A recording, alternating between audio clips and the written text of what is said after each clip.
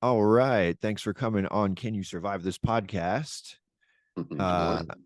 Tony Cowden is a former Green Beret and a CIA contractor who has served in multiple combat deployments, and he is the owner of Capable Incorporated and the co-founder of the nonprofit The Reason Outdoors.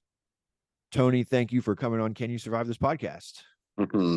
Well, I guess that remains to be seen whether or not I can survive it or not, but I certainly appreciate you having me, bro. Yeah, man, I am hyped to have you on. I'm hyped to talk about mental health and sort of all the various ways that people can take care of themselves and take care of their mental health, and from spirituality to connecting with nature to working with plants and all these sorts of things. I'm very hyped to talk about with you. Yeah, right But on. Okay. maybe we can start with like just a very brief for the audience, like a little bit about your military background, how'd you get into it, and like a little of that stuff. Yeah. Well, my generation, every generation has someone they have to blame, right? So, our generation, it was all about blaming our parents. So I like to default back to that it was my dad's fault that I went in the military, that I sought out going to special forces. And that blame rests solely on the fact that he let me watch Rambo First Blood when I was like 8 or 9 years old. And, you know, Rambo was, obviously a badass, fighting the authoritative figure that were, being mean to veterans and all that, Of course, that was a little deeper than anything I knew when I was that young. All I knew was the dude had a badass knife, made some cool booby traps in the woods, and obviously, all that, stitching himself up and all that. I was like, man, this is where it's at, these Green Berets, man. So as a young pup, moving forward, there was just never a time where I entertained any of the other quote unquote cool guy units, right? Like some guys, see something when they're young about Carlos Hathcock and want to be a Marine Corps sniper, or they hear something about what force reconnaissance did and the Raiders did in World War II, and that's what they want to do, or hear about the Rangers at Point du Hoc or Mogadishu, or any of the many things they've done that were famous and awesome. Same, Delta. It doesn't matter, right? Like me, it was all about that Rambo thing. And the funny thing was, like, I never once thought that the Green Beret was the important part, right? Like, it's, to me, even to this day, I just joke that it's just a fucked up hat that, excuse my language, is made out of wool. It's hot. It doesn't keep the sun out of your eyes, right? It's the most unpractical piece of equipment you'll ever be issued in the military. Um, that wasn't what I was chasing. It was that Rambo is freaking, in the woods, the survival, the that you that absolute, you won't stop, you won't quit. Now, of course, in Rambo, it was a little freaking uh fighting the police and all that kind of stuff. That wasn't really, that was, as a kid, that had nothing to do with it or anything like that. It was just like, man, this dude went up in the mountains and with nothing just, wreaked havoc and was just badass, right? They even say it in the movie. So anyway, I I went on, man, freaking we were kind of poor, especially when I was, younger. I watched my dad bust his ass in the seafood industry, Eastern North Carolina. And when I say bust ass, man, to this day, I still don't know anybody that works harder or worked harder than that guy. I mean, gone before everybody was up. He would come in. We did have, dinner at 6 o'clock, right? My mom had dinner on the table at 6 o'clock, some pretty traditional stuff there. And, we were required to be there, and you will eat your dinner, that type of stuff, And, he would come in, eat dinner, and leave. And he would work, under light during the wintertime, and he would work till, complete sundown, nighttime, all summer long, right? It's just, that was how he was. And, I like to think I got a little bit of that work ethic.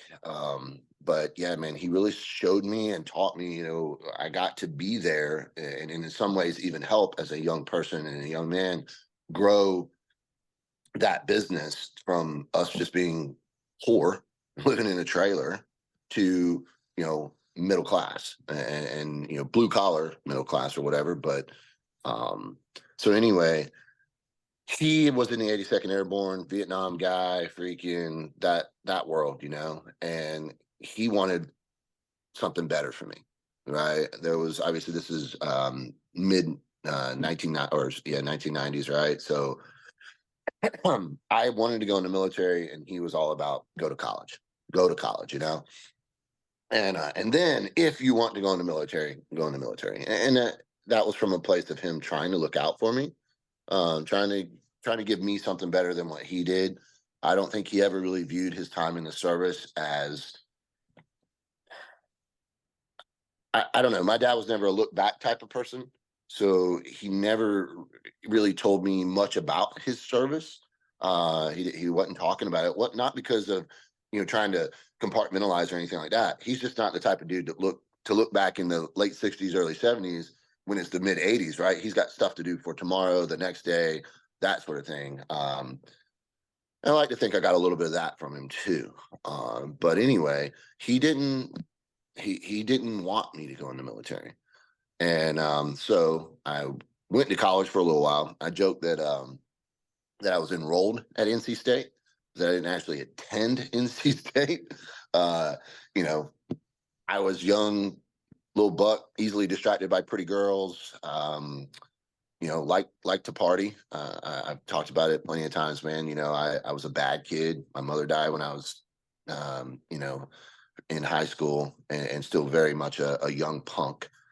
Went down that route of hanging out with the bad kids and partying, and I say bad kids, man. I mean, it weren't like we were hurting anybody, but yeah, we were dabbling in some weed and some cocaine and stuff like that. And I had an entrepreneur spirit, so I got into selling it a little bit. I at a very young age, I understood return on investment and that sort of thing, and so that led me to I got arrested for possession of cocaine my senior year of high school, and luckily, some really good people that really respected my father were like, "Hey, either you never screw up again, or you're going to prison. But this is it, right? You don't get another chance, right? This isn't this. This is it, bro.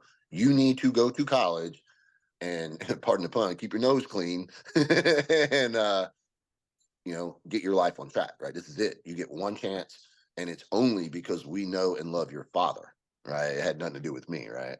Mm. Um, so luckily, man, yeah, went on to college. Mostly quit messing around with drugs and stuff. I got into ROTC in college, and so it gave me a reason to like PT and work out, and obviously about around a better crew. So as long as I stayed at college and didn't go home, I was around people that mostly cared about some physical fitness. Of course, partying on the weekends like any college kids, but people from very different backgrounds than myself, a little more upper middle class folks and stuff like that. Guys who their fathers had been military and in some cases generals, colonels. So guys with a slightly different upbringing than myself, and it was a good, mostly positive interaction that gave me the ability to see to pick up my head and see further down the road that, man, there's other options out there than just, being, crazy little redneck kid or whatever. So anyway, college was killing me, man. It just, I have a hard time sitting in a class. I'm partial dyslexic, freaking, I can't read that well, believe it or not, right? So to sit in a class, studying something that I'm not interested in, yeah, it didn't work out to say the least. I had decent grades, so I joke that I withdrew from college, but or I fell out of college. I didn't. I had decent grades, mostly B's, some A's and stuff. Um, it just wasn't for me. So I met this dude in college who was an SF guy, and he was going green to gold or enlisted to officer. So he was in the ROTC program there, and he started telling me, about SF and this and that. And I was like, "Hey, bro," his name was Jason. I was like, "Jason," her name is Jason. So, "Hey, man, you know what? I think I'm done with college." And he helped me greatly get on that path to a shorter cut, a much better path to becoming an SF guy through the National Guard. Um, than if I had gone active duty. And it was like, it's still a really awesome way to get into special forces. You get to bypass some of the army bullshit, to say the least. Um, so yeah, man, like on a Tuesday of a spring semester, my second year, third year of college, yeah, third year of college actually. Um, I I withdrew and went down to the recruiter's office and signed all the paperwork. And I think it was like 3 months later, I was in basic training. So that went pretty cool, basic, all that stuff, jump school, everything was cool. Um, when it came time to go to selection, I actually had like a selection date, I don't know, in like May of 97, I think it was. Yeah, 97. And my one of the guys who had that slot, or excuse me, so I had a May slot. Another guy in the unit had a March slot, and he broke his tib fib on a jump. So I get this call, "Hey man, you ready to go to selection?" I, I don't really know the answer to that question, right? I'm a youngin. I just finished airborne school. They sent me to what's called PLDC. It's like a class to uh, so you can get promoted from E3, E4 to E5 or whatever. And I was in that class, and it was not hard, not a physically demanding. I hadn't put a rucksack on and really done any ruck marching since before basic training. So you're talking like 6 months prior. And they're all like, "You want to go to selection?" And of course, as a young guy, I'm not going to say no. You don't want to miss that opportunity. And I'm like, "Yes, absolutely." When? They're like, "Next month, in 2 weeks." And I'm like, "Okay." So I think I wrote March like every night or something, leading up to that. And I actually look back and I'm like, had I had those additional 2 months to train for selection, I probably would have overdone it and gone to selection already busted and broke down. I Mm. went fresh and young and dumb. Back then, I think a lot of my toughness was, directly linked to dumbness. you know. Uh, so I made it through selection first time go. It's like, okay, cool. Got a Q course date, Special Forces School date. I wanted to go to the medical course. My intent was to go to the medical course and then either go to medical school or PA school. I was very interested in the whole medical world back then and that sort of thing. And so I got started for the medical course a couple months later. I was into racing dirt bikes, motocross, and I broke my femur and two ribs, my arm, my collarbone, and one failed or over jump triple. I crashed hard, man. It was it was a rough one.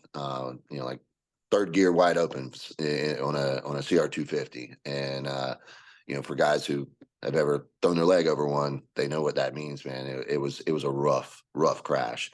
Oh Um, yeah. yeah. When my buddy, to put in perspective, when I crashed, I thought I hurt my knee, and I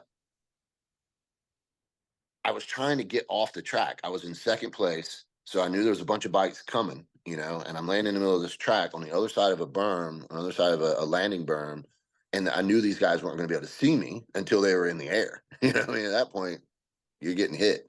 Well, long story short, luckily the caution guys, the race official dudes, like got guys to stop. They didn't jump the jump and stuff and rolled past me, but I couldn't get my helmet off. It was like I thought the dirt bike was laying on my arm, and so I couldn't reach my helmet. I was trying to get off the track, but I was in a lot of pain and couldn't really figure out what was going on.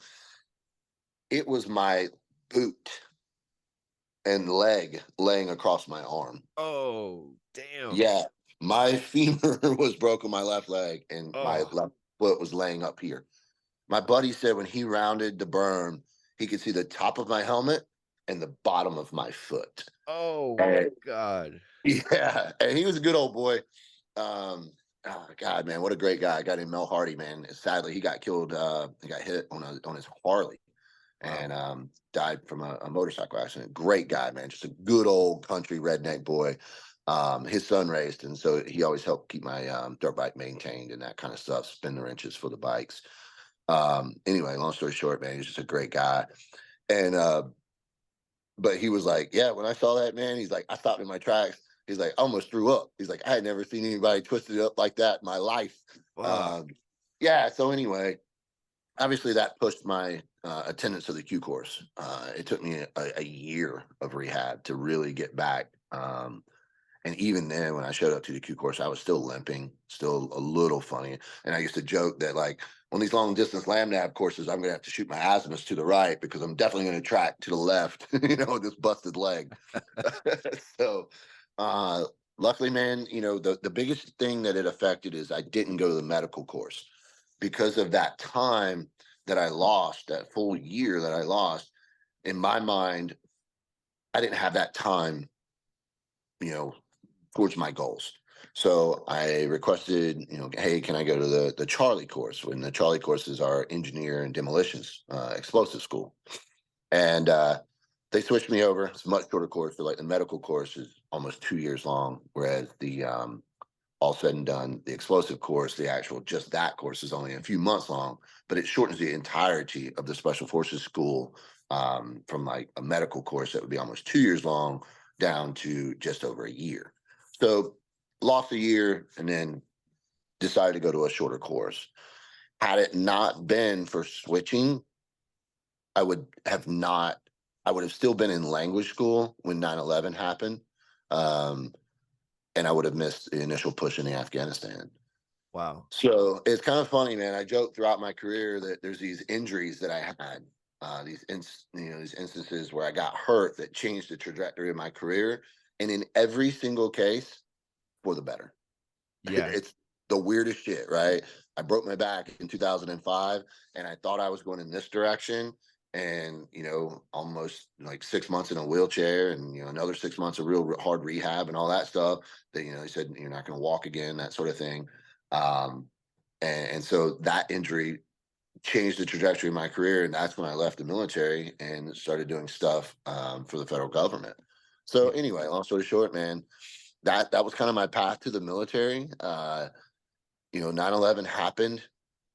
We were doing like a what we call a red cell, where special operations and other support elements basically challenged the United States government, some facility, some um, organization, or some command and control element, or something like that. And we were doing that on 9/11.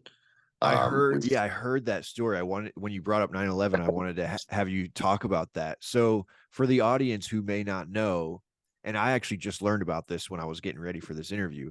So, tell me if I'm wrong here. A red cell, that's basically like you're kind of like you're in the military and you're like wargaming against our own military right, without them knowing it, to poke holes and to right. figure out where our weaknesses are.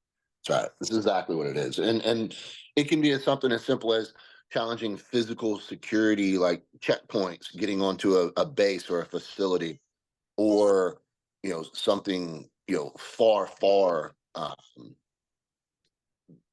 more complex. Mm-hmm. And this was a more complex thing. This is a program that had been going on for 20, 30 years prior, and it was all about challenging the nuclear command and control. Facilities, tracking different assets. It's a huge, huge operation. And it was so compartmentalized that for almost 6 months, right, I didn't talk to any of my teammates. I didn't see them. It was old school, like spy tradecraft, where it was um, we could communicate by text, but you're talking about '01 flip phones, Yeah. and One, two, back three, then, ABC. yeah, exactly. But you're talking to, like, the only person I text message with was like my cell leader, and I knew I had other cell members that were reporting to him, but we didn't cross paths. Well, we crossed paths. We just never talked. We never saw each other. We communicated with like old school dead drops, where you So you like, didn't even know who was on your team. not at You, all. you could pass right by him. You wouldn't even know. And we did. We were in these same towns, looking at the same targets. When I one time I lost our convoy. It was a land convoy with a Air Force general with a suitcase with one of the little footballs, and we lost them. I lost them, and accidentally, kind of, I picked them up. I went on top of this overpass. I'm out in Oklahoma, where you can see for miles upon miles upon miles. And way over in the distance, I can see at like 2 in the morning a convoy of 6 or 8 trucks. And I was like, ha, gotcha. Now I got to figure out how to get to you. And so I picked them back up. And, so of course I would report that up to my cell leader. And that's how the other team guys and gals, come to find out, um, moved from like Nebraska to Oklahoma to come, catch up. Otherwise, had I not accidentally seen this convoy, we'd have lost them and we'd have been out of the game, if you would. So anyway, I mean, it was cool, but yeah, man, on 9/11, we were fully operational against these assets, and these assets are protected by units with real bullets. So your mission And is like to like track this guy down, basically, like yeah, to track down like a high up like commander in the military and see where the weakness is in him being defended. exactly. Yeah. And ultimately, my task was to take a picture of him inside 400 meters, I think it was, and it would count as a sniper shot. Okay. And so on And 9/11, you're basically stalking this guy, trying to yeah, snap a picture from 400 yards, you said? yeah, yeah, and they had gone to this old National Guard post out in the middle of nowhere, Oklahoma, and I had spent most of the night crawling. I went down to Walmart, bought like some leafy flage, that the Walmart mosquito net ghillie suit thing, and so I had some leafy flage, some Walmart camouflage, and crawled all night long, or numerous hours throughout the night, up just like little concrete drainage ditch. So like I'm getting scuffed up, and the sun's starting to come up, man, and I, I see them all go from really chill, like they had been every other time I had watched them or observed them, and then all of a sudden, man, they had a platoon of Marines. All of a sudden, man, it was obvious their security posture changed. I mean, they started putting magazines in, and I'm like, they're not looking at me. I'm not compromised. I know it. No one's seen me. I'm not even close enough to get compromised.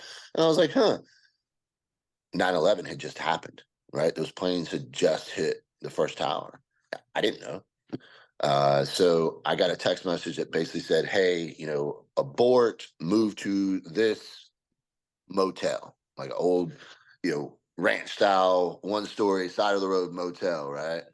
And I text back like, hey, I'm good. I'm not compromised. Freaking, they've obviously changed their security posture, but I'm good to stay in place. The answer was abort now, right? Like basically like all capital letters, Yeah. And I'm like, all right, well, so I crawled my ass out in a hurry, hurry as I could be. Would have taken numerous hours to crawl in. I think took less than an hour to crawl out. And even then I wasn't taking it seriously, right? Like Mhm. they changed their patrols. The Marines were patrolling, the Air Force security guys, I think they call them Ravens or something like that. Like they're the guys that protect assets and planes and stuff like that, and people, they're security guys. But anyway, I was like, whatever. So we get back to the rental car that I'd stashed like in this little drainage ditch culvert or whatever, and uh, go down, drive, how many ever miles to this hotel, this little motel. And dude, there's like 20, 25 rental cars in the parking lot of this little tiny ass hotel. And I'm like, what the, you know? Mhm. And there's a couple guys outside. I pull up and they're like, yeah, man, go ahead in there. And there's this little tiny hotel room and it is packed full. People leaning up against walls, people sitting on the counters, like this hotel room is full of people. A lot of them that look a lot like me, and then just other types of folks, females. I had no idea how big this program actually was. And we were just a tiny component of it on our end. I mean, it was worldwide, or is worldwide. As far as I know, it's still, if it's not the same active program, then something similar is still going on. And The red, that's wild that it was 9/11 when you were in field doing this work. And yeah. when he said abort now, like you were probably in fucking danger. I mean, if those Marines had have seen me, I mean, yeah, they probably would have had authorization to shoot. We had like get out of jail free cards, like call this colonel. Yeah. So hopefully I would have been able to present that card. They might would have. muzzle thump me or, put their boots in my ass a little bit or something like that. Cause I was quote unquote trespassing on a government facility. That's So wild. yeah, who knows what could have happened on the program. Guys have been compromised before and arrested. It didn't happen on when we were doing it, but the year before they told us about this horror story where a guy actually knew, uh, um, basically when he got arrested, faked a heart attack because he's still in the game. So they took him to the hospital, and so he escaped. Oh my god. And it caused a lot of issues. He was like, once you're captured, like you're supposed to be like, here's my card, right? Or if you're detained, you give up your card, you're out of the game, right? Yeah. Well, he was in it. he was He in was it, he was in it to win it. yeah. And so anyway, none of that happened with us. Nobody got rolled up. Nobody got hurt, which was, luckily, I think, or at least a testament to the safety backstops that were in place. Because Yeah. no one imagined, right? How could anyone imagine that, no shit, we're going to have a real attack on American soil while this game is being played. Yeah. Um, so the contingencies worked. Nobody got hurt. Nobody got rolled up. Um, and yeah, man, I walk into that hotel room and on that TV, that little rinky dink TV is just on repeat, man. And then of course the second tower had already been hit. I think by the time I got there, the Pentagon had also already been hit. So everybody's just like, holy shit. We've got guys and gals from military installations all over, so all of a sudden everybody's trying to figure out, how do I get back to Bragg? How do I get back to Campbell? How do I get back to Fort Carson? And we were closest to Fort Carson. Of course, that's where like, Cheyenne Mountain and all that kind of stuff is, so the Air Force package actually, we were all in talking at that point, or at least our the folks in charge of us were talking to the Air Force asset that we were looking at. They actually asked us, they said, hey, if you've got guys going to Carson, would you come with us? Would you, become part of our, front and back escorts? We were unarmed or whatever, but, a little bit of extra eyes. So they worked us into their op plan and their security plan. And we quote unquote help, you know, uh, escort them to Fort Carson, Colorado. Mhm. And there, over the next day or so, different military planes, because they grounded air traffic, right? Different military planes were authorized to go, get us and other people around the world and make sure they were where they were supposed to be, these emergency flights or whatever. And we weren't necessarily like a big priority or anything. So within a couple of days, I remember like, the unit guys, right? The Delta Force guys that were there, they disappeared immediately. They were on flights back to North Carolina like right then. And then, throughout that hierarchy, we were all, returned to our own bases. It Mhm. was it was so surreal, and as a young little trooper, I mean, it's weird to say this, but young little troopers will get this. The average civilian doesn't always understand. But like when you train for war, you kind of want to go to war, Mhm. and warriors want war, and you don't sound like some kind of crazy person, but as a young man, it was like, all right, we're definitely going to war over this shit. Mhm. Um, where are we going? Like who are we fighting this time? Yeah. Uh, so of course, a few months later, a couple actually weeks later, I guess it would be. Um, you know, we had the FOB in both Uzbekistan and the FOB set up in Pakistan, and I wanted everything I could do to get there. I was since I was so new, I had not been on a special forces team very long, and I was kind of in a holding spot on the team that I was on, and I had been in the process of going to another team. So during this whole thing, all that was happening with me. I had a lot of uncertainty. I was just this new guy that like a lot of guys didn't even know. Because instead of being on the teams, I had been the last 6 months, out doing this program. So anyway, there's a lot of uncertainty for me during this time. So we get to Uzbekistan to the FOB and stuff, and I get assigned to the other team, and we are, placed in Afghanistan, man. Freaking so here I am, this young, dumb, right off the freaking street, right off the Q course, really, and the the first war of my generation had just kicked off, you know? So Yeah. that's kind of the, how it got started, how my dad, obviously, did things to make me become to drop out of college and join the army. Yeah. That's kind of how I got there, you know? I really relate to a couple of things in your story, even though I wasn't in the military, but the importance of mentors and like a strong father figure in your life. Yeah. That really resonated with me. And I'll tell you a little bit of personal thing about me. I actually got arrested when I was 16 too. And just for weed though, which in 2023 is like fucking crazy. But Right, right. Like, you got arrested for what? yeah, but I will say that, Everybody's grandma smokes weed these days. yeah, exactly. It's ridiculous, but I had a very similar I was really relating to what you were saying, where my dad really was like, "Okay, you fucked up, but here's the things you're gonna do. You're gonna do this community service. You're gonna like all there's like a whole list of shit you gotta do." Uh, And it was hard at the time, but I'm really grateful for him. And I think yeah, having a strong father figure really like got me through that and kept me right. onto the path that I needed to be on, as opposed to going in the other direction. Right. Man, I tell you, man, my dad wasn't perfect by any means. He was a good man, right? Like, by all accounts, all accords, he was a good man. He helped people, he helped the community. He was one of those guys, like, I saw something the other day that said, you don't want to be the type of person that has people. You want to be the type of, as a man, right? You want to be the type of person that people call you their people. In other Yep. words, you're that beast of burden in the community, right?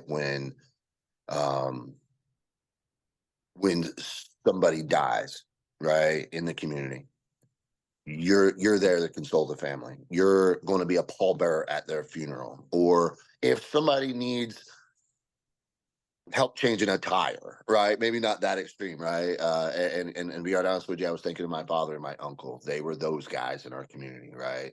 Mhm. And not just them, another couple fellows, right? That core group of men, um, that in our community, our neighborhood, right? I think social media has definitely ruined the definition of community, right? Yep, I agree.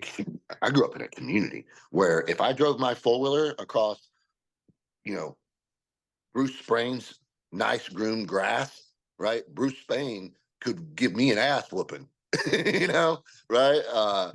As a young person, right? That type of community. We all went to church together. All the ladies um, cooked and made these dinners, church dinners and stuff together. That southern church thing, right? Community.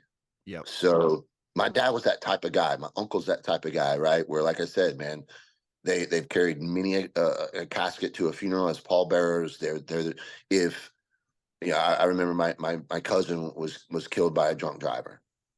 She was on her way home late night. She was older than me, probably 10 years older than me, 8 9 years older than me, and she was working as a waitress and was driving home late one night. Got hit head on by a drunk driver. Her father calls my uncle to go with him to identify her body. That's the type of person who doesn't have people, but people like them to be their people, right? Yep. Yep. Yeah.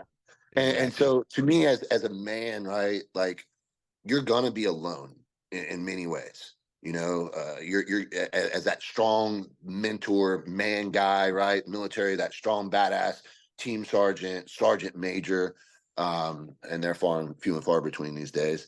But that mentor, that dude that folks look up to, that guy's rarely going to have many friends. He's not going to have a tribe necessarily, right? He's going to be the dude that, whether you need to borrow, a cup of sugar, or you need somebody to help fix the fence, or name it. Yep. He's the guy that the neighborhood calls on, and he never calls on someone else. And if it Yep. does, it's like a onesie twosie, right? And that's how both my dad and my uncle were, and I before we got on, we were talking about, seals and stuff, and we made a joke about or I made a joke about SEALs writing books. I have actually written a book. Oh, yeah? Yeah, so and I'm not trying to push it here because it's not in published or anything like that. One day maybe I will. I need to stop dragging my ass, but it's probably started writing it like 6, 7 years ago. But it's not like a cool war stories book or anything like that. It's I actually tentatively have named it With Both Eyes Open, kind of a play on shooting with both eyes open, right? So you see more, right? Mhm. And it is a handbook for young males who wish to become good men. That is tentatively the title.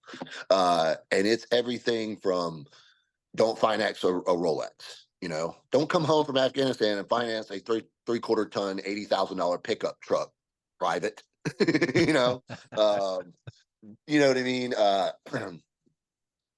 Relationship advice, and it's all my lessons learned, right? It's not like a necessarily a it's not necessarily like I'm like, hey, these are steadfast rules. These are my stories, these are my lessons learned, right? You need physical, mental, spiritual, and financial health. Yeah. And young people in America today, especially young males, have um, all this different and contradictory sources of information that is nonstop to them. Yeah. You you can finance anything these days. Like I saw something the other day. I just been paying attention to it more. I think because of the holidays and stuff, and re-upping some subscriptions or whatever. I noticed that on these, uh, during your checkout online, you can finance anything.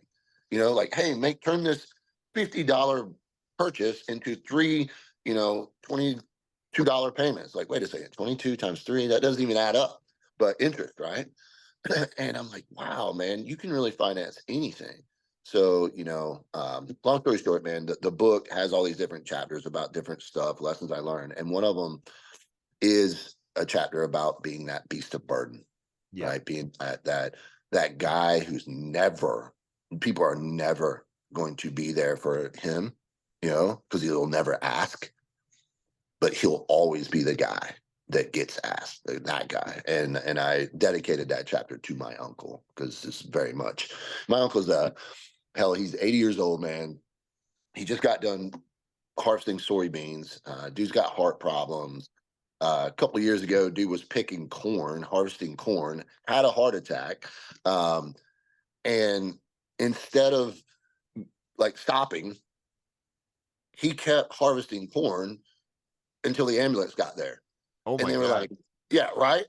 And it wound up, he was so bad off that they actually airlifted him to the medical school here at Eastern Carolina University. Dude was almost dead. And so when they asked him, like, hey, man, why didn't you stop? And he was like, well, I knew the ambulance was going to take 10 or 12 minutes to get here. And he's like, what else was I was going to do? Oh my you know, god. that type of guy, right? Like, what a Yeah. hard ass, but also one of the most kind, amazing men I've ever met. And I was lucky to have him. And he's not, he married my mother's sister. So he's not my blood relative, but he's as close to blood as any person I've ever had. So I was lucky to have both of those guys in my world. And then other guys in that community, my father and his friends, so I wasn't necessarily raised by one man. Well, yes, my father was the guy that was there every day, and he was mostly there. I wouldn't say always mentally. He was always working, whether he was sitting at the dinner table or working. Mhm. Um, he wasn't a hugs and kisses type guy necessarily. He would say "I love you" to us. Um, he was exponentially harder on me than my two sisters. Mhm. Uh, that's pretty well documented. Even they would agree with that statement. He was rough on me. Not physically per se. Yeah, I mean, he and I got into it a couple times. Yeah. After the arrest? Yeah, and he was at that time. I think I was like a buck 60, buck 65, and he's like 210. I finally grew up to be about his size, and he let me have it, but I deserved every bit of it. You know, Mhm. in this day and age, he could have gone to jail, if not prison, for the tiny little ass whooping that he put on me that night. Um, but I deserved it, man. Holy shit, I deserved it, and probably way more. probably way more. Yeah. And so anyway, I was lucky to have that, man. And that was part of the reason I wrote that, the book, and need to finish writing the book, is because, man, let's face it, dude, these young guys in America today, their fathers and the mentor type figures that they should have had dropped the ball. You know, Yeah. it's bad, man. It's bad. Well, How many even fathers that stayed with their families have given up so much of that, their role to women, in this whole modern liberal, modern feminist movement. And it went too far, right? Like, clearly we needed to give women far better representation and rights. Right? Things were not equal. They didn't have equal opportunities. Right? mhm, That's pretty well documented, right? yeah. Um, and we needed to fix that. But that pendulum started swinging, and it went way over there. you know. Yeah. And so now we've got all these young guys who, man, are frankly craving, on like a genetic level, men, or that strong male mentor, that strong male influence in their lives. And it took me a little bit of while to realize that in some cases, some of those guys were looking at me for some of that, because, I mean, obviously I'm not a I'm not a spring chicken anymore. Even though in my mind I still think I'm like 30. I forget that I am the old guy now. I'm the gray beard. And so therefore, once I realized that I was starting to take on a little bit of that role, uh, for guys, whether it be on social media or guys nearby, I, through Capable Incorporated and our range, I own two different ranges here, like a pistol and carbine range, and then a long range. What part of the world are And you in, or what part of the country? yeah, so we're in North Carolina, basically right between Raleigh and Wilmington, Cool. and not too far off of I-40. And so I started doing internships, where basically it's like, hey man, you can come out here, you get free range, you can take all our classes, we'll do some work together, you'll learn how to weld and who knows what else, right? It'll be fun. Uh, and it was at that point that I started really realizing that these guys weren't coming necessarily to learn how to weld or to have a free range membership. They were looking for some type of positive mentorship, some type of positive influence. Mm, And in many of the cases, I mean, they have good, solid dads. Um, just I was so different than their fathers, that they were looking for something. In one guy's case, his dad's an amazing dude, not a military guy, but for some reason, this guy wanted to be a military guy. He became an intern, then became a full time employee, uh, with no military training or whatever. He got so good at shooting, and he's just a well spoken guy. I started having him help me teach. Not that you need to be a military guy by any means to teach how to shoot, right? But in our space, a lot of times, right, if you're hiring Capable Incorporated, you think, I'm going to get some shooter type training from a special forces guy. This yeah. dude's a civilian, just that. Well, so my interns, my point to that is, like, I have taken on that role, whether I meant to or not. Melissa and I don't have children. So here I am raising these, helping raise these young guys, and whether I wanted it or not. And it's like I joke that, yeah, I raise, I'll raise Rangers and SF guys. Long story short, that guy is now in the Special Forces school. He Oh went to wow. selection, and he's become the closest thing I've had to a little brother. Um, Hell, he just went hunting with me in Idaho. He just had his first baby. Beautiful, beautiful little daughter Meredith. So, anyway, the whole point of that is, like, realizing that mentorship comes with some sort of responsibility. Yeah.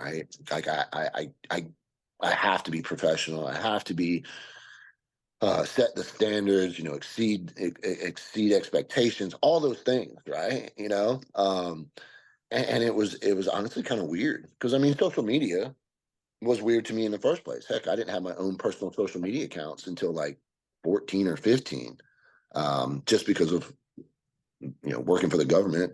I didn't need any social media accounts. Mm, Um, so anyway, Yeah, man, it kind of sucks, man. The the modern liberal experiment has, I mean, castrated, figuratively, and in some cases, literally, men, or at least young males. And there's a distinction, right? And I make that distinction that a man is a responsible, mature male, right? Male being a biological thing. And we have all these young males in America that have no clue how to become good men. And I don't know that's going to solve itself anytime soon, but guys who have the potential of being that beast of burden, to being that mentor, to being that center of a community, they need to step up. They have to step up. You Yeah, know, I think it's really great that you're kind of building a community, and I'm grateful to hear that you're doing that. And I think there's probably more people around the country that are hopefully doing that as well, building a community, being a mentor, being a strong male figure in young right? people's lives. I Right. hope your book comes out one day. Yeah, I got to get serious about that. It's mostly written, been proofed and edited. I've got a couple other chapters that I want to write to add to it, just because of the way things have progressed over the last couple of years and lessons learned. I've learned so much even in the last few years. So anyway, yeah, man. Would you ever do a book about any of your Middle East Afghanistan stories? Yeah, I mean, I guess I might would. I mean, I guess it's weird, right? Like, uh, I was talking to Jocko one time, right? I just done his podcast. We were chatting. It's back. So I don't know. I don't know if we mentioned this or not. I ran for Congress, Uh-huh. um, and so it was really cool. JP Dino, who works for Jocko, friend of mine, he put me in touch with Jocko, and Jocko was like, "Yeah, hell yeah!" So we had a really cool talk and stuff, and it was funny because at the end we were joking about his book, and I was like, sorry, bro, never read it." you know, and he kind of was like, "I get that, right? Like my style of leadership and your style of leadership is going to be pretty similar because military." And so it's like in my head, the war stories are back there, right? They're behind me. Yeah. What matters more is what's in front of me. I mean, I'm a little closer to 50 now than I am to 40. Uh, but I mean, I could easily have another 30 years, Mhm. if knock on wood. Maybe 20. All right. So Maybe we should be I'm more realistic. curious. This may be like a little bit of a hard pivot, but I'm curious because before we started the interview, we talked about plant medicines and like sort of healing modalities through psychedelic plants. I'm just very curious. When you ran for Congress, was this before or after you had worked with psychedelic plants? After. No, excuse me. I ran before. Okay. Uh, I mean, I had purposefully over the last 10 years or so that like microdosing psilocybin and stuff had become popular, Joe Rogan and that whole world. Um, but I purposely kept blinders on, right? Like that can't be part of my life right now. So I was like, la la la. I don't want to hear about how awesome microdosing psilocybin is or how great psychedelics and plant medicines can be for us. And when I say us, I mean people, not special operators or something like that. Like For I had no clue. humanity. Exactly. Yeah. Um, I didn't want. Like I purposely buried my head in the sand because I kind of like knew me. Like if I got interested in it and it was awesome, and I knew dudes that I trusted who were doing it, I just purposely had to keep my mind away from that world. So yeah, when I made a decision to run for Congress, it was what a shit show. Excuse my language, man. I learned so much about politics, politicians, and even more so the the back side, the dark side of politics, the um, local level Republican Party, all the way to like the consultants, the political consultants for candidates. It is it is the most gross industry I've ever been exposed to. Gross. Yeah. Uh, the people who are interested in politics, Don't get me wrong, a lot of great people, right? So if the folks who helped me and supported me, man, they were so many awesome people. But like on the other side, I was challenging a Republican, an incumbent who is not very conservative, um, doesn't not from Eastern North Carolina, doesn't understand North Carolina. He's a medical doctor, a surgeon who definitely has a one of those surgical surgeons complexes or whatever. Long story short, man, they treated me with the utmost disrespect. Wow. I came in basically saying, I think I can do a better job than you because I'm from here. I grew up here. You're part of the I'm learning. community. I know these people. I know the fishermen. I know farming. I know this world. I know what it's like to be a poor redneck kid. This dude, nothing like that, right? The opposite of everything I am and was. I basically came in and said, sorry, my dog Charlie can get jealous of me talking to a phone. Hey, buddy, settle. Um,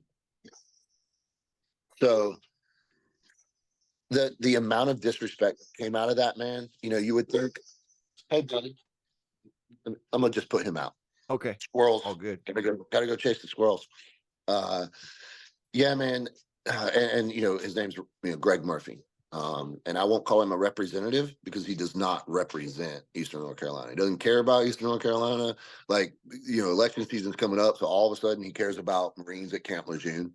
Whereas before I came along, that dude, he didn't give a shit. So anyway, the amount of disrespect that came out of him and his camp towards me, um, I just couldn't believe it. I was like, I thought we would be two dudes kind of like, we'll get together, let's debate, and then the best man wins. This dude, man, like he called me a liar, and never in the same place. I mean, this coward, this spineless political opportunist wouldn't debate me. But he would say things about how I'm just a dumb knuckle dragger, a thug military guy. It was like all this disrespect towards military members, and military members could have discerned this because of the way he treated me, right? His true opinion of us lowly peasant military guys really came out in the way he and his camp treated me. Um, he had this former Army officer, female, a miserable person, just a big old girl, right? And people don't like to hear this, but I have yet to meet an obese person that's not miserable, right? And she was just miserable and mean. Um, she started like a women's against Tony Cowden freaking Facebook page and shit like that. And it Wow. was like, hey, I just am offering my service to my people. I would like to sit down with the congressman because he's not a representative, and let's just debate it and let the people of Eastern North Carolina know, man. They spent $800,000 on negative TV and campaign and radio ads in the last 4 weeks of the campaign against me, That's and I was crazy. $800,000, dude. We didn't even raise $800,000, but because he's part of that Republican establishment, he had that kind of money, He's part of the Um, machine. exactly. A McCarthy loyalist through that whole mess. He supported McCarthy. And there's no doubt in my mind, if McCarthy told him to get on his knees, Greg Murphy would get on his knees. Wow. Right? That type of politician, just spineless, no moral compass. Just they got dirty with me, man. And I straight up told him, I was like, look, I don't play like this. This is not how I play. You guys want to get personal and want to be mean. Well, you know what? We can go out behind the dumpster and sort this out, right? And nobody wants to talk like that. Like, oh my God, that's so mean. And that's like, no, man, when you start attacking someone personally, right? Because that's all they Yeah. had on me. I mean, what else could you possibly, right? Like I had a service record, um, a lifetime of serving our government and whatever, if you want to say that. Anyway, man, like people treat these goofball dork politicians, and they are, man. They are slim-wristed beta. They're not leaders. They're slime balls, right? And I know that's a very broad statement, and maybe there are two or three on Capitol Hill that aren't. I would say Eli Crane, Navy SEAL, freaking is he about the only person up there that still has a spine and moral compass. The rest of them, I don't know. What But for the most part, what year was this that you ran? so it was running for the 2022s, the Gotcha. midterms. Yeah, Yeah, so I don't know a ton about politics. I'll admit to you. I'm not a super political person, but good for you. my yeah, I find it's a little too heavy on my system to get Yeah, the deeper I get, the more I'm like, "Oh God, this yeah, is not good." But my personal opinion as like a very layman's kind of outsider to the whole thing is a lot there's so many people in it that appear to have sold out to themselves. They that when people say, "Oh, they're a sellout," I look at it as like they sold out to make themselves richer or more powerful rather absolutely. than the community that they're supposed to represent. And I think we Well, need to, just like we were saying about mentors, I think the world needs to start shifting to a more community based mindset and people that represent the actual community where they are from is something that's I going to be really important in my opinion. I challenge each and every listener, viewer of this podcast, to, excuse me, go on their representatives' Facebook page or Instagram page and look at their last 5 posts and see if even one of them has anything to do with something that they are working on or have worked on that will benefit their district or the people of their district. If you go on any of these so-called representative pages right now, you will see stuff about Israel, you will see stuff about Iran, you will see stuff about, you know, foreign policy. Congressmen and senators have absolutely zero authority in foreign policy, right? The Constitution gives them nothing. The only thing they get to do is appropriate and approve funding, right? For the executive's branch, foreign policy. You've got these guys, they're like war experts now. I look at our so-called reps, and he's like, Israel, Israel, Israel, and we got to support Ukraine, and it's like, and then you go to the FEC website or to OpenSecrets.org. You can look up all their donors, and it's like, wow, look, Raytheon, oh, yep, there's Northrop Grumman, max contributions, Yeah. right? That is not a coincidence, right? There's no such thing as a coincidence, right? I am fairly certain the universe doesn't do coincidences, right? It is not a coincidence that the people who give money to these politicians freaking also get support of policies and legislation that support those donors. That is not a fucking coincidence. It's called corruption. Yeah, man. And and I'm all for like peace and safety for all people around the world. But when the people who are in power are standing to gain profit from wars happening, That's it. it's a really dangerous situation that we're in. Yeah, we created after World War II, especially after Korea, we created a military industrial complex that is insatiable, it has an appetite.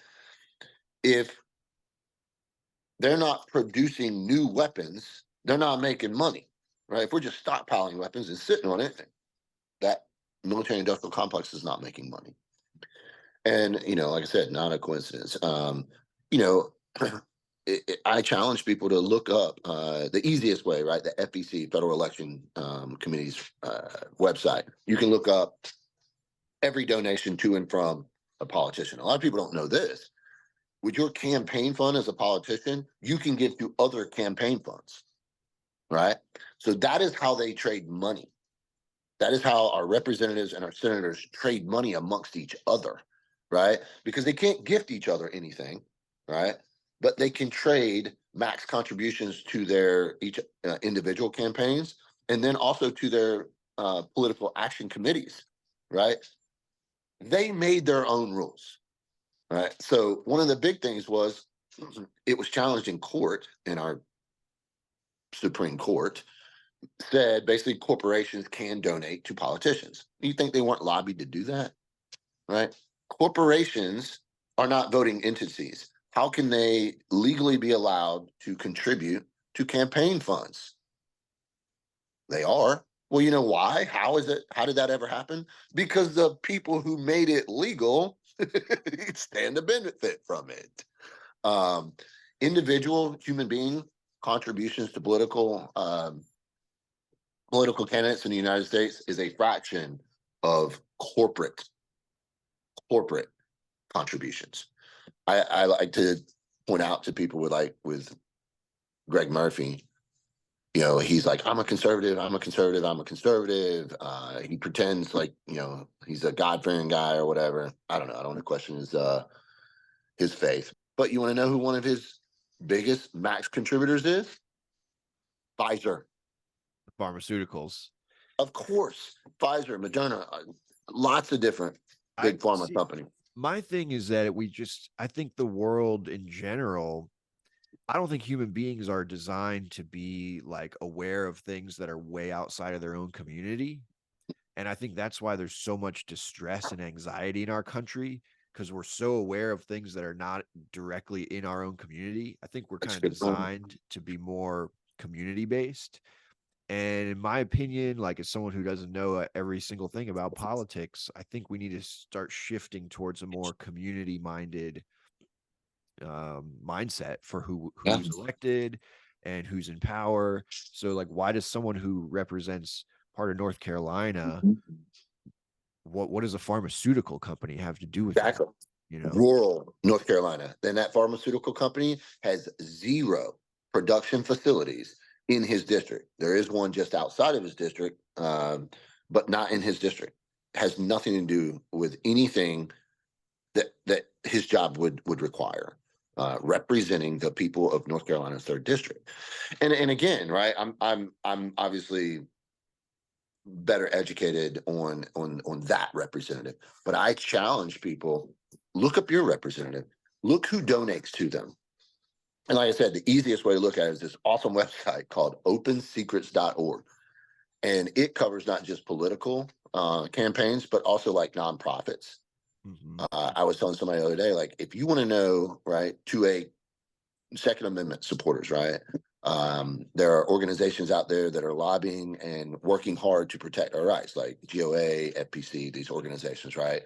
Um, they hopefully one day will completely replace the NRA and their BS. But either way, if you want to know if a company, like a gun company, you want to buy whatever rifle, and you're like, I wonder if that gun company actually supports my Second Amendment rights. Does any of my money that I give to them, do they donate to any of these organizations? You can go on opensecrets.org and look it up.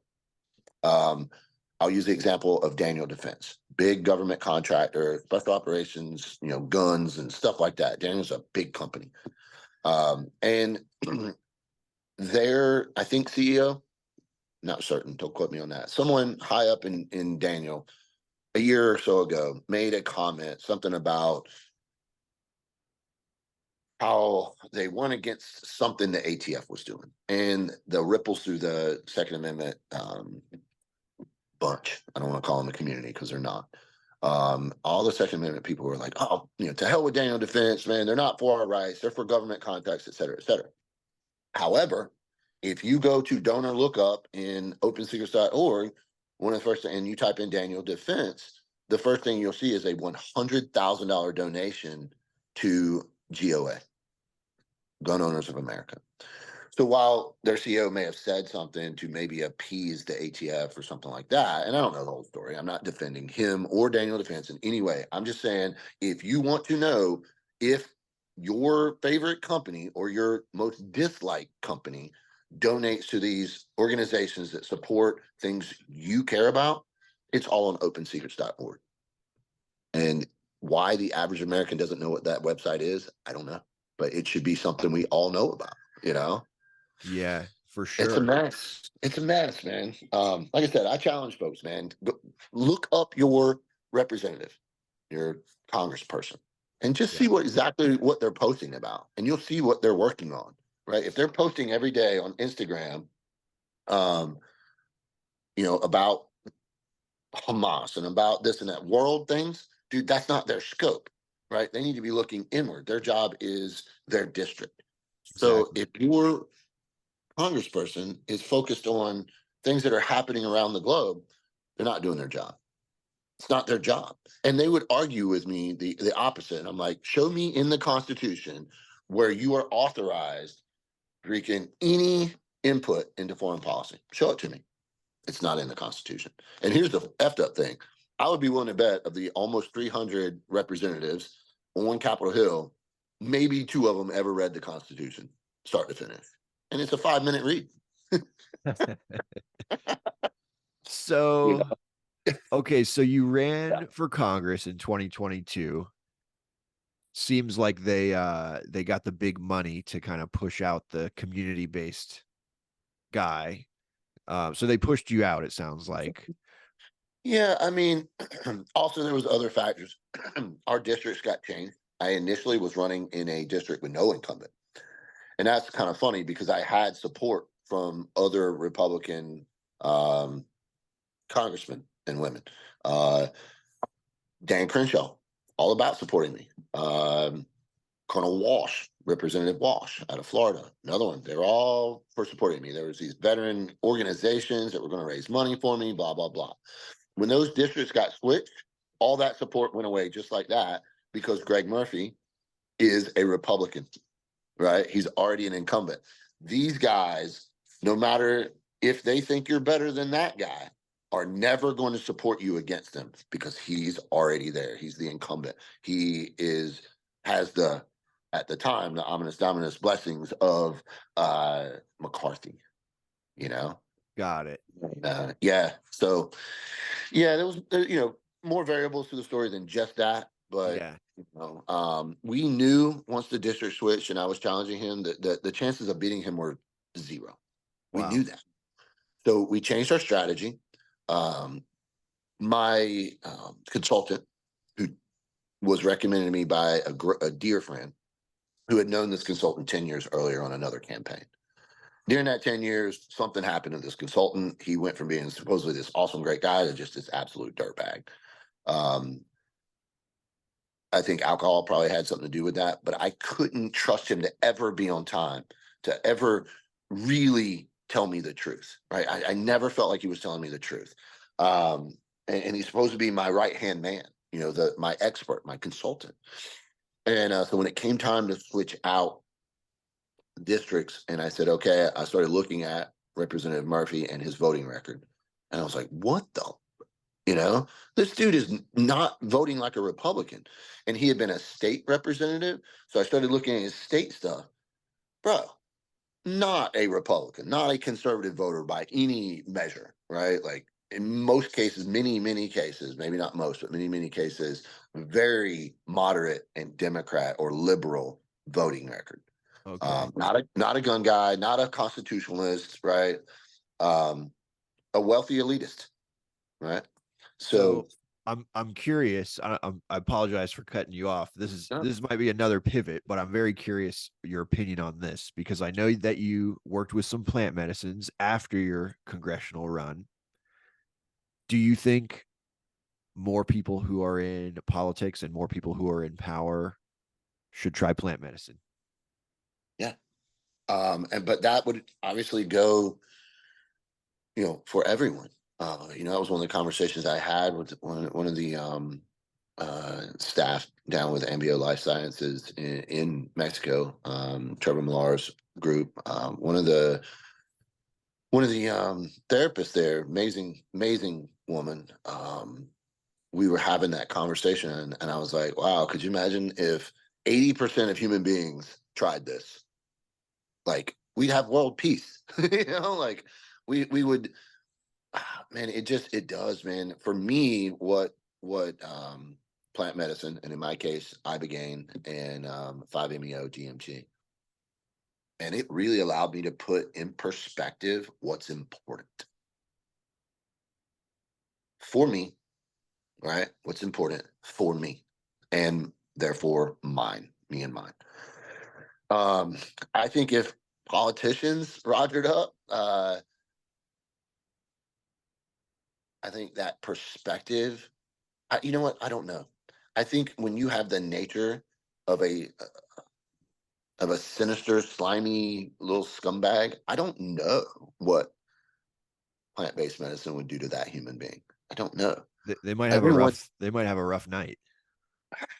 yeah. Ibogaine definitely turns you inside out, lets you learn a lot about yourself. I don't know, man. That would be interesting. That would be actually like, let's go find the most biggest dirtbag, crappy ass politician. Like, who was the dude up in, was it Jersey, who just got arrested for all the money and stuff?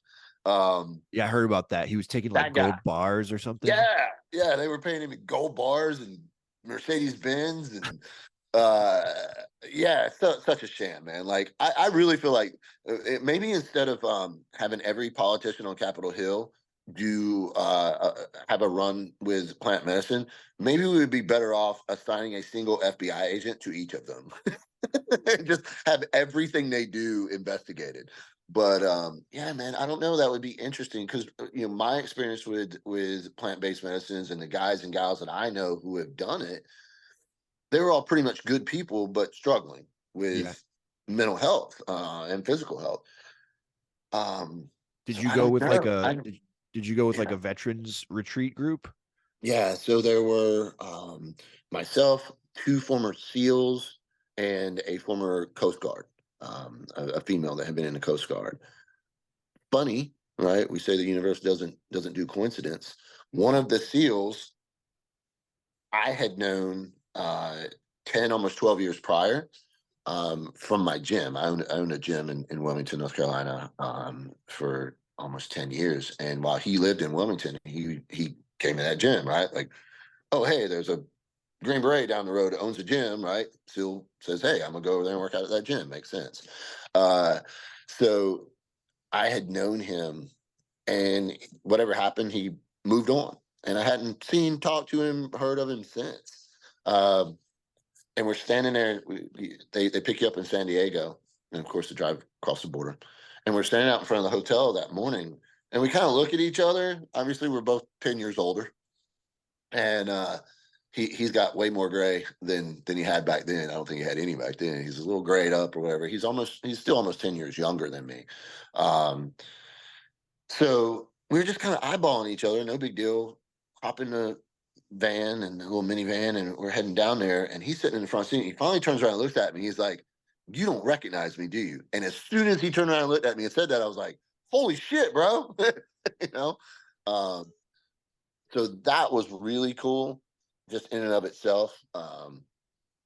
That it was someone I knew that showed up there, and it actually turned him being there became a very beneficial thing for me, and also me being there, he said it benefited him greatly as well. And yeah, so maybe this is a good time to pivot, man. We can certainly talk about this more in depth, and the benefits I gained from it. I'll tell you, it's probably important, like, why did I make that decision? Right, earlier I had just said that purposefully I had stayed out. I wouldn't let my brain even be inquisitive about plant medicine. Uh-huh. Um, I was still potentially looking at, working contracting. I would have to, take a polygraph, a urinalysis, that sort of stuff. So, weed wasn't on the table for me. Psychedelics, right? That was a whole, oh my God, right? A special operations guy. I can't mess with mind altering psychedelics, right?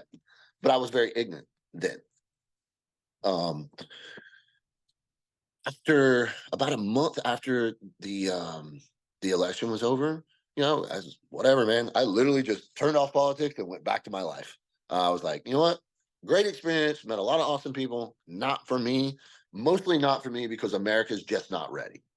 Right? The average American is still worried about taking their little Susie to soccer practice than getting involved and helping fix our nation. So I'm not stepping out of politics because I'm like, oh, I fucking lost.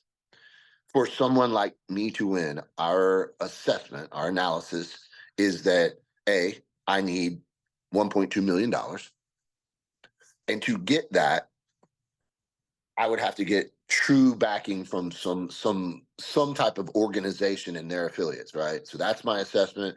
Is that until the regular American stops worrying about minding their own business, right? Because that's the conservative thing. I just want to mind my own business. Well, while you're minding your own business, the business that actually affects your business is being minded by people who do not like you, who Mhm. people who hate you in many cases. So my point to all that is until America is ready, and what scares me is for the average good American man, woman, husband, wife, father, mother, for them to get involved, to be motivated to get involved in the political BS that has become America, things are going to have to get worse. Mm. It came close, right? Man, when they were pushing all that COVID stuff on people's kids and all that, people were getting pissed, and they realized it and they pulled back. They're like, "Ooh, man, we really overstepped when we started messing with people's kids." So they pulled back on that part of the liberal experiment. Point being is, man, for me to move forward, to ever expose myself and my girlfriend, my girlfriend might as well be my wife. Hell, people call her my wife, and I don't even correct them. We've been together for 13 years. She's an amazing, amazing person. Like I always tell people, her story is way cooler than mine.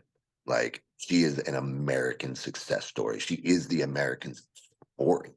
She's the American dream, right? Like super poor, crappy, abusive dad, mother from Japan, doesn't speak English, right? Becomes a dentist all on her own. I mean, just an amazing woman. Long story short, she's also relatively private, right? Like she wants to come home and not be exposed to the world. So the whole running for Congress thing was rough on her. Mhm. She's also very protective of me, right? Mhm. Like if you talk shit about me in her presence, you're gonna get both barrels. you know, you might get shanked. Um, Amazing.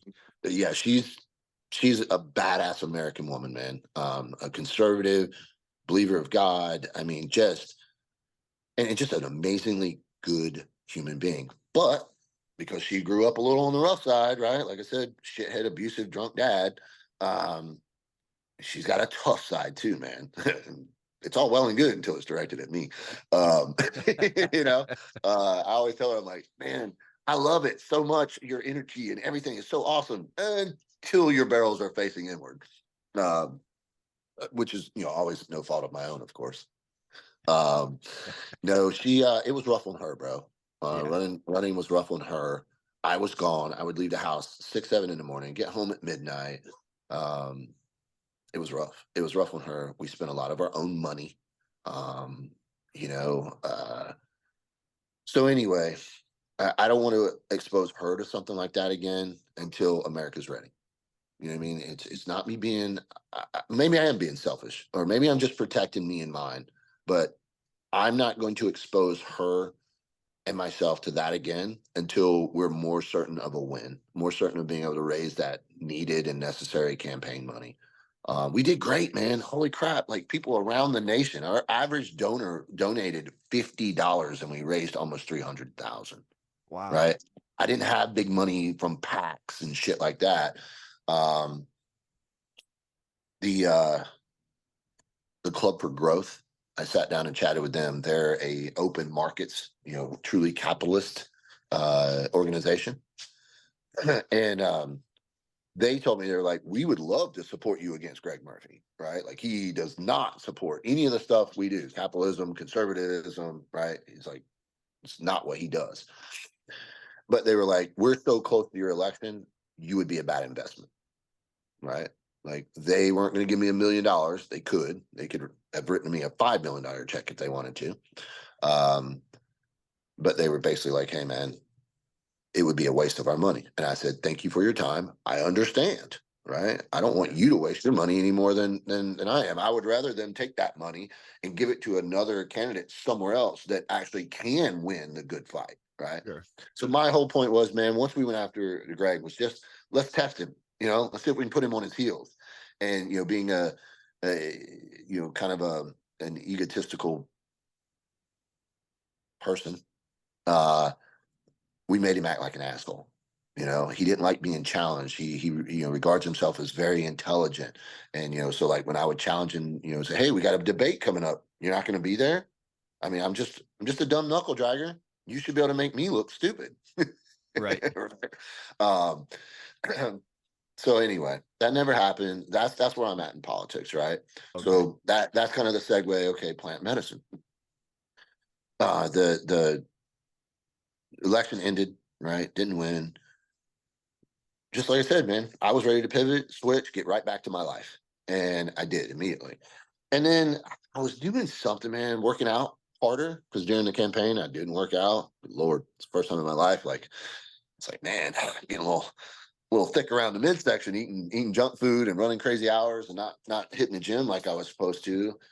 Uh, so I immediately went right back to the gym, and I have an old neck injury, and I fired it up, man. And my TBI, when I got blown up, pretty good, and spent some days in a coma or whatever. Bad TBI, neck injury, nerve damage and left side, et cetera, et cetera.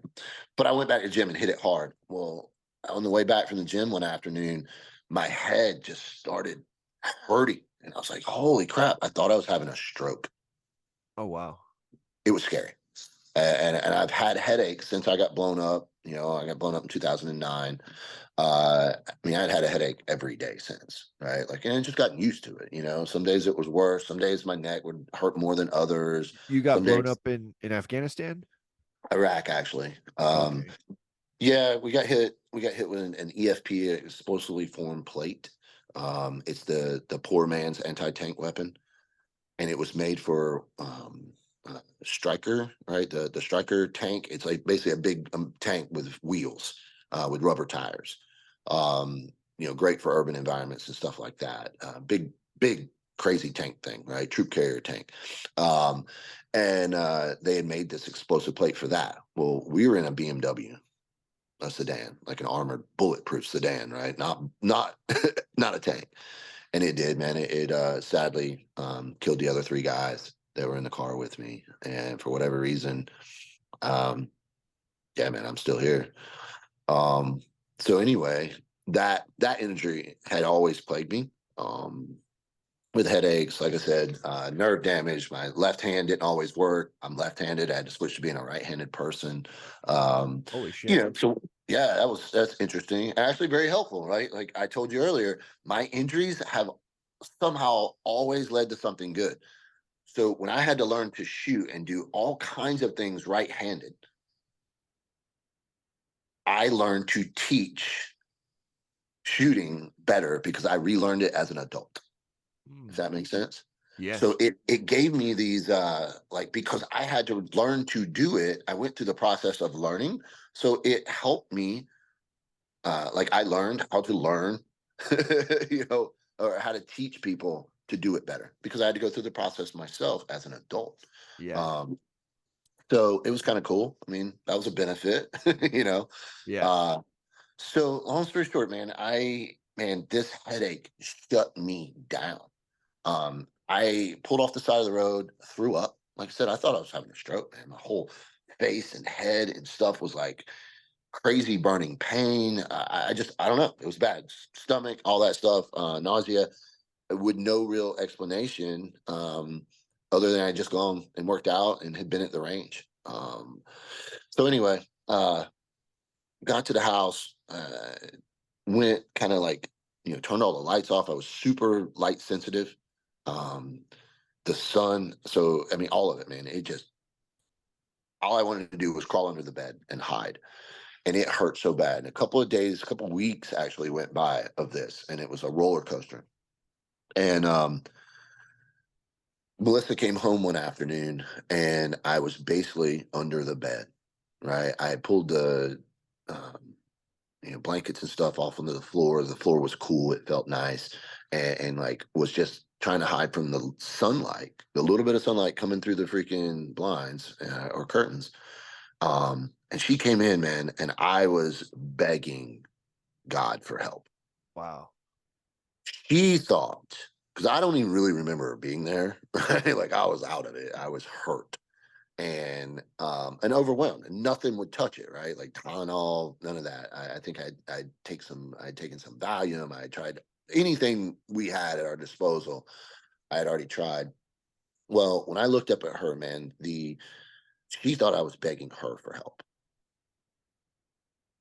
And the look on her face, the helplessness that I saw on her face that day, and she's not a helpless person. She is a go-getter, right? Like if I, you know, got hurt, she's going straight to, first aid, like, and packaging up and getting me to the hospital, right? She's not an emotional, like, oh my God, like, what I mean? If I had a bad cut, she's putting a tourniquet on and we're going to the hospital, right? She's, hard like that.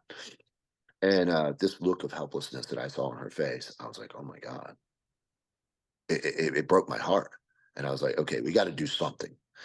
And so she had talked to some of our friends, and one of our friends' wives was like, you know what? Bobby's going to uh, uh, the high pressure oxygen chamber up in Durham from this organization, HBOT, right? HBOT for vets. And HBOT is, like I said, the dive chamber, pressure chamber, full oxygen therapy. So it takes that pressure, pushes the oxygen into your tissues, right? Is that like a Uh, hyperbaric chamber? exactly, hyperbaric chamber, hyperbaric oxygen therapy, HBOT, right? Yeah.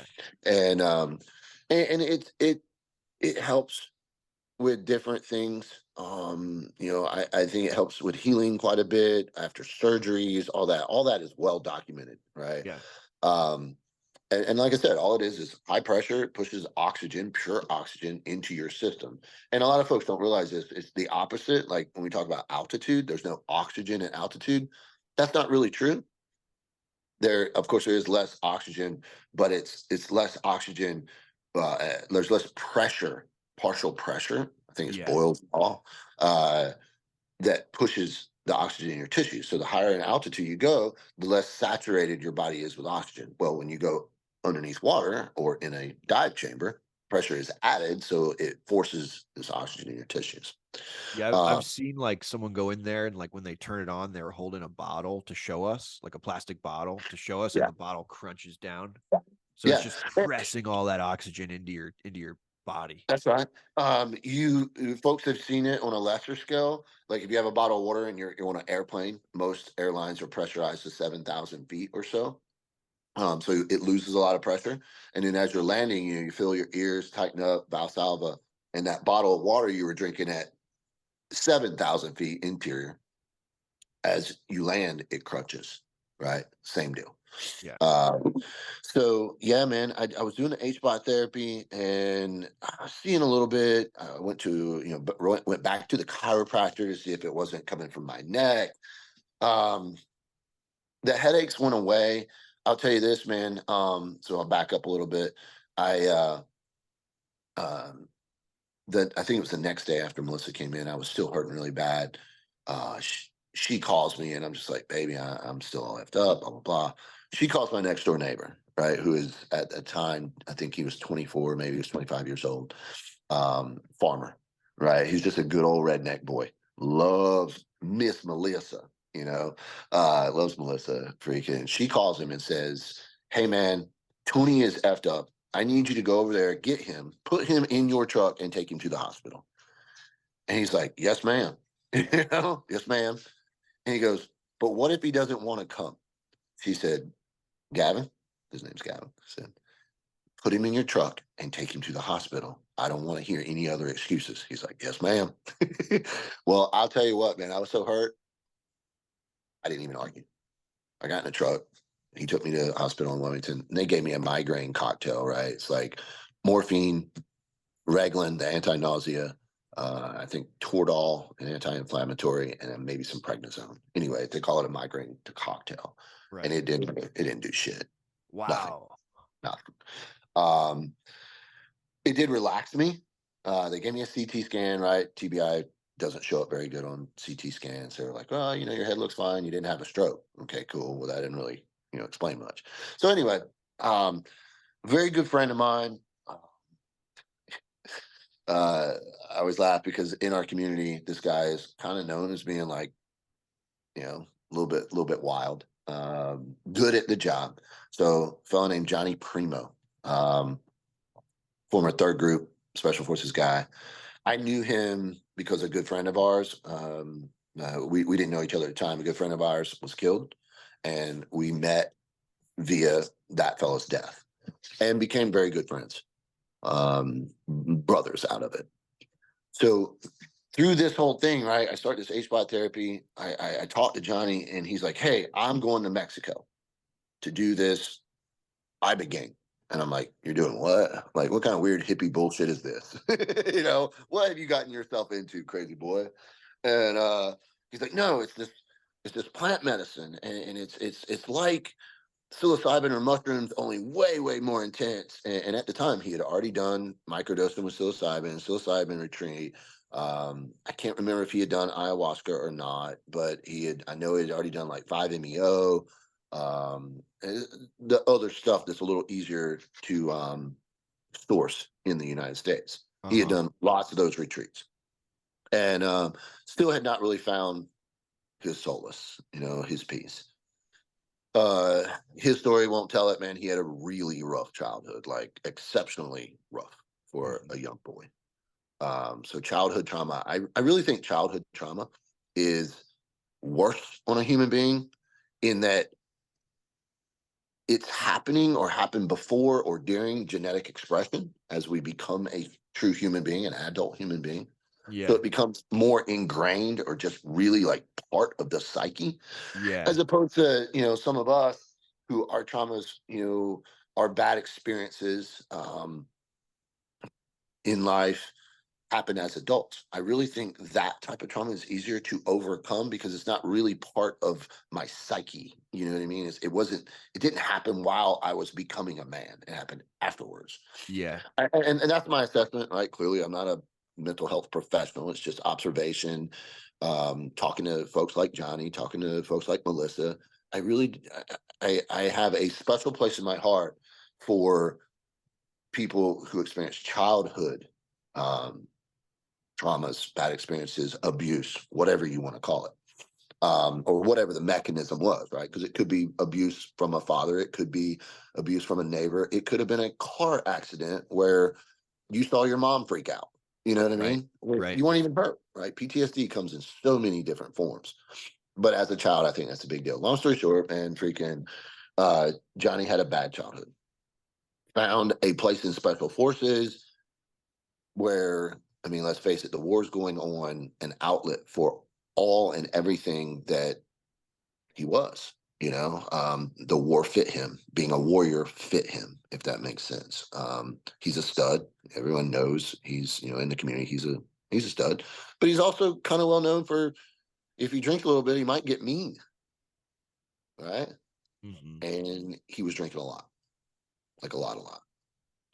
So he tells me he's going down to do this Ibogaine thing, and I'm still kind of having this headache and stuff. And I'm like, all right, man, well, good luck with whatever the hell that is, And our conversations were always very short. And if anybody is listening to this knows Johnny, Johnny will call you and go fully automatic for like 7 minutes and then go, "Okay, dude, love you, bye." Click.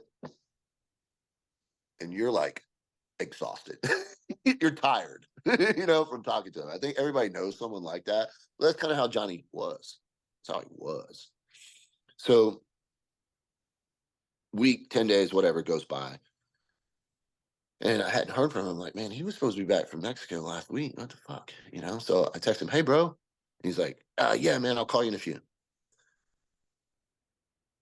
I was on the way home from the gym when he called, and I wound up sitting in my driveway in the truck because I didn't want to lose the Bluetooth connection and somehow drop his call. I didn't want to interrupt him.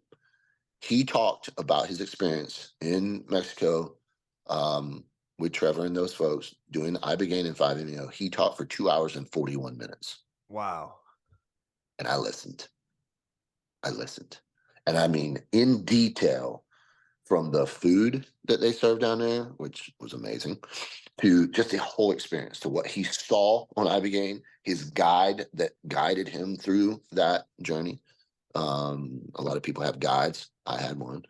Um, and to the audience, I mean, I literally, through the vision, the hallucinations, had a figure. In my case, Johnny had a person. I had a figure that was human-like, guide me through Like the your journey. spirit, like your spirit guide almost. Yeah. Yeah. Yeah. In my case, I believe it to be, an angel. At first, he did not look like an angel. He scared the shit out of me to begin with. He matched more like we might would describe a demon. Um, Not evil looking, just at first startling to me. Very physical, very a presence about him. And I say him. He had a very physical man figure, right? Anyway, and I'll back up a little bit, right? Freaking starting to get a little head on the whole vision thing. But yeah, man, Johnny tells me about his experience, and he's like, "I know it sounds crazy," and I'm like, "Johnny, everything you fucking say sounds crazy.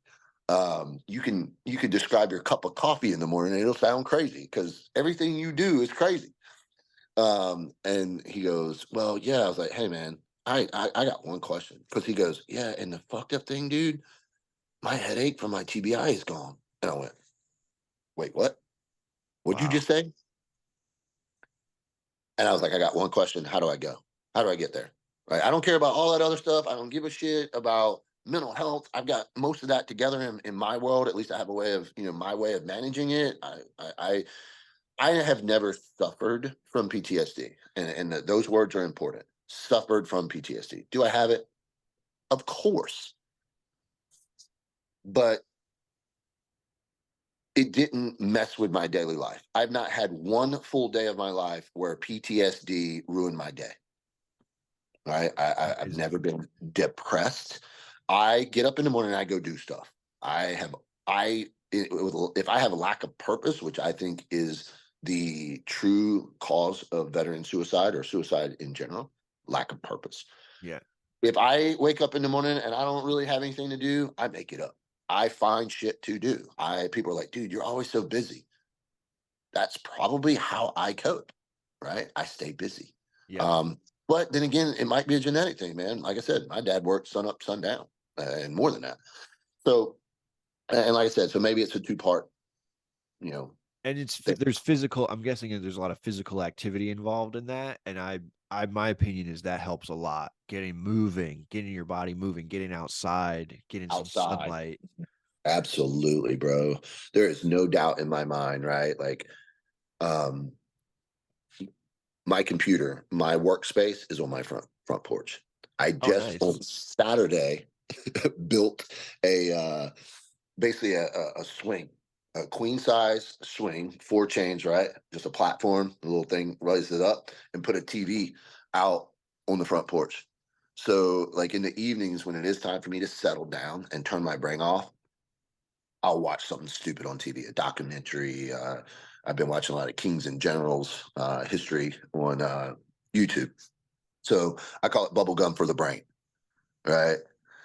If I don't have something, some type of input to distract me from my thoughts will keep me up at night. I won't, I have a hard time settling down to go to sleep just because I've got things to do, Right. plans, thoughts, and that's just my way. And I'll tell you, man, one of the best things I did because I would stay up late. I'd work till 1, 2 in the morning. I'm more of a night owl. Last year, I actually gave myself a bedtime for the first time in my life, and it was one of the best decisions. This is sidebar, obviously. One of the best things I've ever done for myself was it's bedtime at 10 o'clock. These days, I am usually asleep by 9:30 now. And that's another thing too, is getting good sleep. Moving your body and Absolutely. getting good sleep is like Uh, such good Well, medicine. yeah, I mean, let's face it, we use the word nutrition and diet to describe the foods we eat. Uh, a lot of times we leave out in nutrition and diet, we don't want to consider alcohol, right? Alcohol's poison. Most of the foods we consume these days are laden with poisons, right? We are absolutely, this is an absolute statement. We are the first culture, society, nation, world to knowingly and willfully poison our children. Yeah. With all the You know, fake go sugars and yeah, bullshit that's in the food. these crazy seed oils like canola oil. Canola oil is literally made with neurotoxins and known carcinogens. The FDA was designed to help protect us. But now all the FDA does is facilitate companies and their products, right? With no regard for our true health.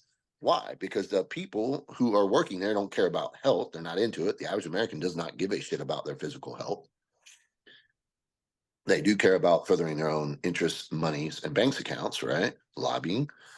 And so, yeah, it's nasty, man. So, you've got all these different sources, right, of bad nutrition, poison, right? Like energy drinks, man. If you look at the label of a Monster, Rain, Bang, any of those drinks, like vitamin B, 230% of your daily intake, vitamin B. But what they're not showing you there is it's not a real vitamin B. It's a synthetic vitamin B that your body can't process, and it's poisonous at those dosage. 1 can a day. Most people I know that drink energy drinks drink more than one a day. I think you just covered three super important things that I want the audience to really retain. If you're sticking with us this far, thank you. But you can instantly make yourself feel better if you're having any mental health or physical health issues by moving your body, getting good sleep, and not consuming like sugar, fructose, corn, bullshit, processed foods. Sorry, I'm not a scientist, so that wasn't particularly scientific explanation, but like just eating real food, like Yeah, fruits and vegetables and whole foods, and yeah, meat is okay too, is fine. absolutely. Yeah, Yeah, eating real food and knowing what you're putting in your body and moving your body and getting great sleep. Those three things, if you can gradually make those changes, they will make you begin to feel better almost as it's soon as you make the change. yeah, it's not a coincidence. Not that, like I said, I don't think it is it, but it is not. It is not a coincidence that everyone that stopped drinking alcohol doesn't complain about being sober. Everyone who eats healthy, they don't complain about feeling healthy. You know what I mean? Folks who sleep well, they don't. You're never going to hear anybody say, "Man, I got 8 hours of solid sleep last night. I feel like shit." What? Never gonna hear Yeah, it. doesn't. It's not a thing. Yeah. So yeah, if you can address that, but also the inundation of negative information that we're getting from our handheld devices, it is Another part of not. diet. Yeah, absolutely. It's our intake. So I've started adding that to my whole thing. Like, stop watching corporate news. Cut it out of your life.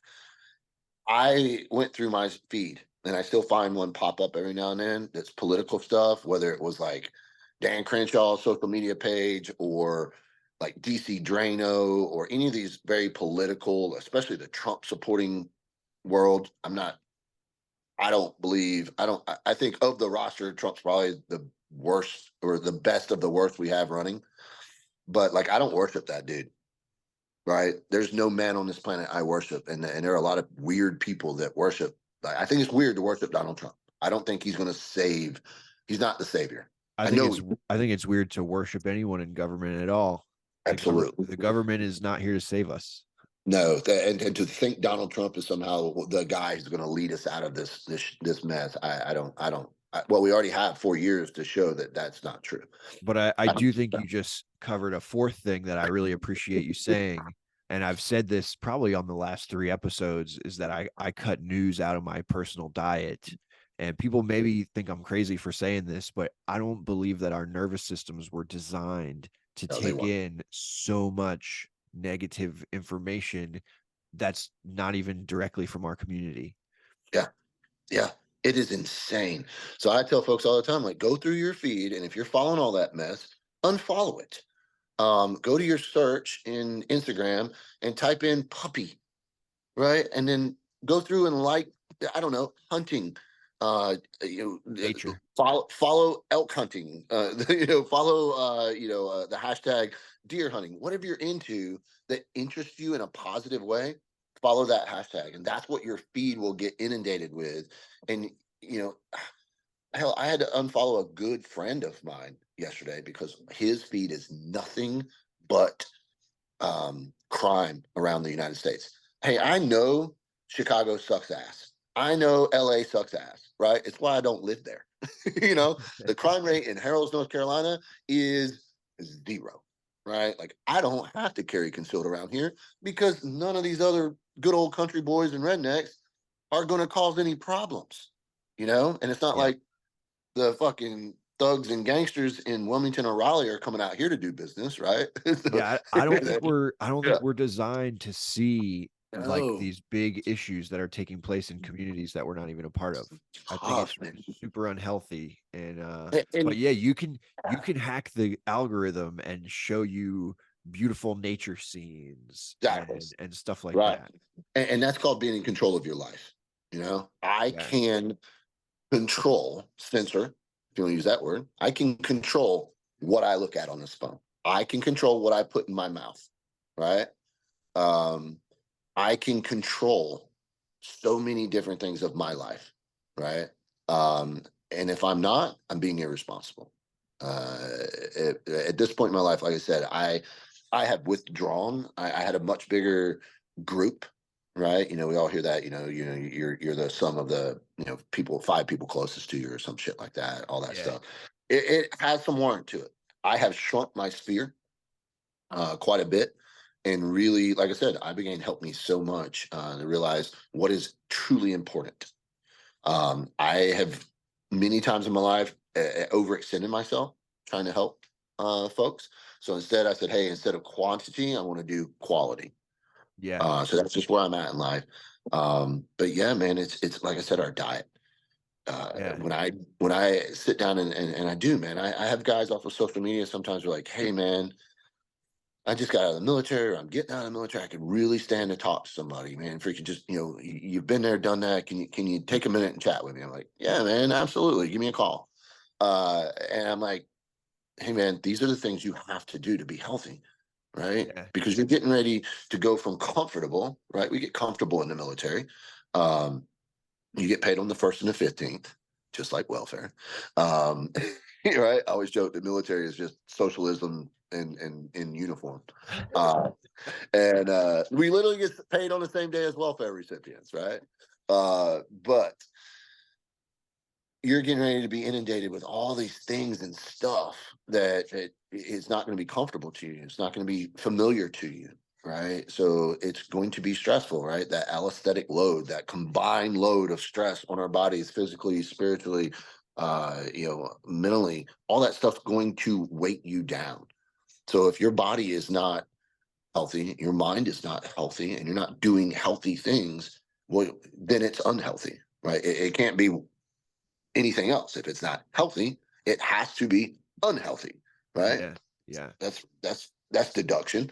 Uh, and that's what I talk to them about, man. And I try to put out on social media here and there, as much as I can. I post videos of me hitting the gym, and guys tell me all the time, they're like, hey, man, you know what?